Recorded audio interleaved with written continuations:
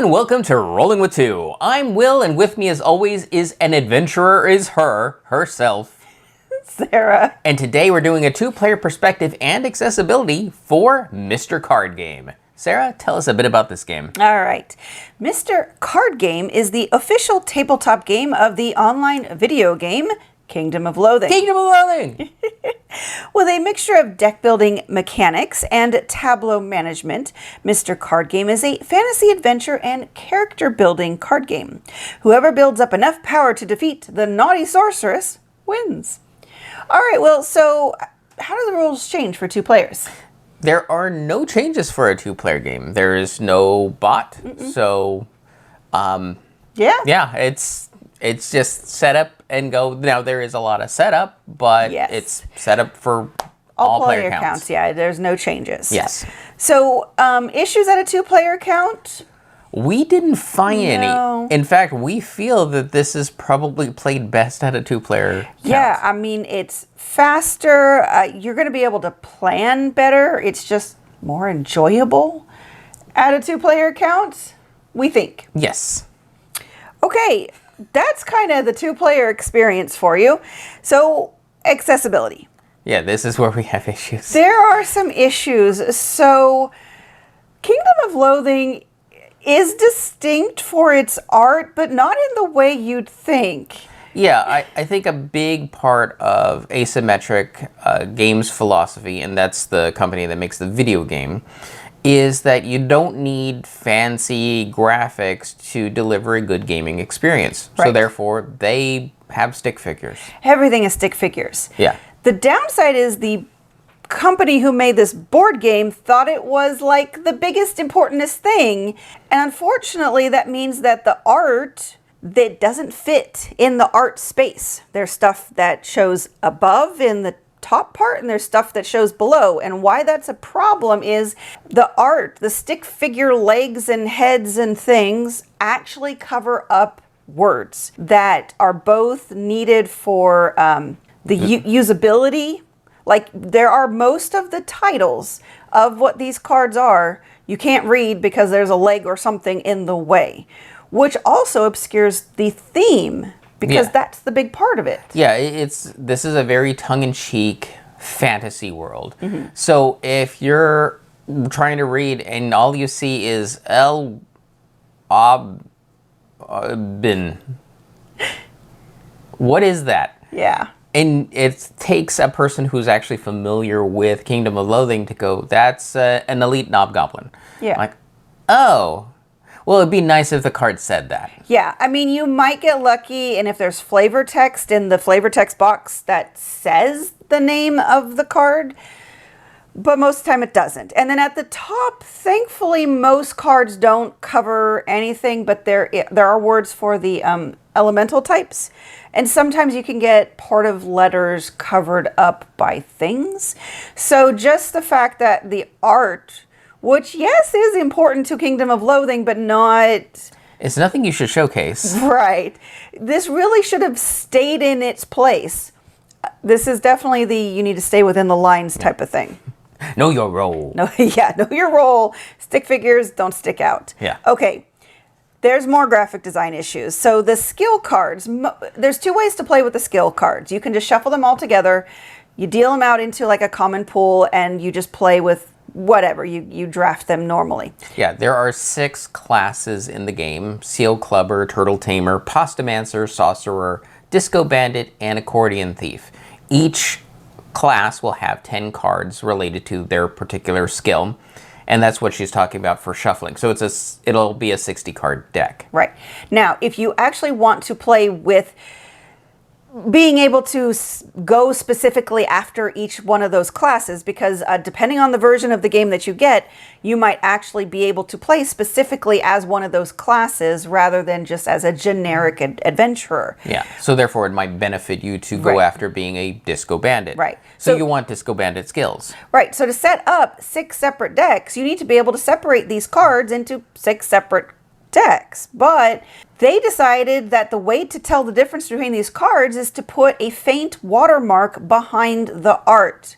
And as we've discussed previously, the art goes everywhere. So there's some cards where you can barely see parts of these symbols sticking out from underneath the art, which is not the important part. You can tell that every time she says art, there's quotes around the word. Yes. I mean, okay, I have nothing against the stick figure art. I think it's actually really funny. I mean, I don't play Kingdom of Loathing. I tried. It's just not my kind of game. But Will talks about it all the time. And he shows me when he's like, oh my God, this is hilarious. Look at this thing. And I'm looking at it, I'm like, yeah, they did some really funny things with the stick figures. But again, it's not the focus. So the fact is that and then for these skills, it's actually no stick figures. It's just shapes and symbols and things. It doesn't need to cover things up. They should have done a separate little symbol somewhere on it that's completely visible, not covered up. Because I did have to ask Will a lot of times, okay, I read the name of it, and he thankfully knew which deck it went in. Yeah. People who are familiar with the Kingdom of Loathing game will have an edge in determining what's what. Yeah. And it also helps you learn the game because they actually lean on the game for, well, terminology. Yes. There is a whole community. The game has been going on for over 20 years now. So it's very, very well ingrained. People know what a non-combat is versus a combat, and it starts using that terminology so that you're like, oh, I immediately know what's going on if you played the Kingdom of Loathing. Same when it goes to identifying things like skills. You're like, oh, I know that. That's a Seal Clipper skill. That's a Accordion Thief skill. Right. So on. Yeah. So that can be challenging. Lastly, they also decided to put another icon thing behind art. So for the monster cards, to be able to separate them by their location, a portion of their map is behind the monster. Most of those are okay. They did show enough on most of them that you should be able to tell them apart. But it's still like when you first open the game and you're playing it for the first time, you don't know to look there. So you may be a bit confused on how to separate these monsters. Yes. I mean, thankfully we got this second hand and it was already sorted. So all the monsters were in their terrain, the location deck. So it was easier to say, okay, why are these monsters put together? Oh, they all have this little map piece behind the art. So it lends itself to easier identification. Yeah. But And it's also still important because after the game's over, a lot of those monster cards will get mixed up. Yes. Because they'll turn into items that players will have, and sometimes they'll sell it or use it up, and that'll get all mixed up in what's called the heap, which is a thing that Kingdom of the Loathing fans will know.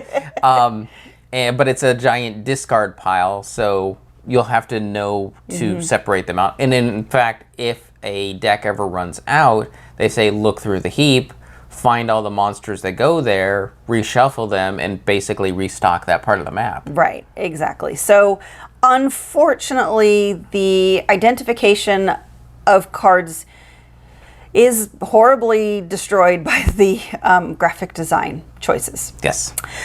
The other thing is a lot of people we haven't talked to a lot of people, but there have been some complaints about this game being long, and that is mostly because for an adventure game, it doesn't really provide a lot of guidance. Yeah, what it doesn't tell you is the fact that it's supposed to be a very quick race to the finish game. Yeah. But there's nothing in the rules that state that is the case. It hints at it with some of its mechanisms. So your first play, you're probably going to just be trying to figure out how things work in the kingdom and end up with maybe a 3-hour game for a 2-player, which is not what feels best. And I talked to one person who played a four-player game, and that took 5 hours. And they said and this was with 4 people who loved Kingdom of Loathing, and they absolutely hated the game by the end of that 5 hours, and I don't blame them. Right. I think one of the things that leads towards this longer experience, unfortunately, is because it has some player elimination, and that if you want to try to defeat the naughty sorceress, you can say that at any time, but if you fail, you're eliminated from the game. So most board gamers are going to be like, I'm not trying to challenge that naughty sorceress until I know I can win, which leads to kind of turtling because you want to be as strong as you can be, which doesn't, it goes counterintuitive to what is supposed to be, like you said, a race game. Essentially, you have to be the person who's like, okay, I think I can make it over her threshold. Yeah. And in this game, that's all you really have to do for a monster. It works like Munchkin in that respect. Yeah. You just have to like match or exceed and you win. And hers can either be 20 or 25 for her strength. Yeah. So it's a pretty straightforward number that you know up front. You're like, yeah, I can beat her. Yeah. So let's try. Exactly. All right, so that does cover everything that it doesn't do very well. But the good news is, I will say, there are no real colorblind issues. The icons that it does have are very distinct, and there are words, like we said, to support the elemental types, because in the upper right-hand corner, there are colored circles. But to the left of that is a word, so it'll explain whether it's spooky or sleazy or whatever it is. So it's not just reliant on color. The only downside is when the art covers up part of those words, but they are there. And then every other icon that is the different damage types, spells, all the other icons in the game are unique. They are uniquely colored, but they're also uniquely shaped. So you're not going to get anything else confused. Unless you can't see them. Well, yeah, but that leads to the last point of it is all open information. That you don't keep anything hidden in this game. So if you're having trouble with anything, hopefully someone else at the table can help. Yeah, and chances are the person who brought this game to the table is a Kingdom of Loathing fan. Yeah. And they will be more than happy to help because they have a lot of experience with it. Agreed. All right, conclusion. So for 2 players, would you recommend? Yeah, I think that's going to be the best way to play this game. Yeah, I wouldn't recommend this beyond the 2-player count because of just how much time it can take to develop and get back to your turn. And it does show a little bit of its age when it comes to being one of the earlier deck builders. Yeah. So yeah, accessibility. It's going to be mostly yes, because like I said, they did do unique icons. It's just some of their graphic design choices with the art and putting watermarks and things behind the art. Those choices will make it challenging, but I don't think it would really stop anyone completely, but it might turn people off enough that they don't want to play. Yeah, personally, I say the accessibility issue comes...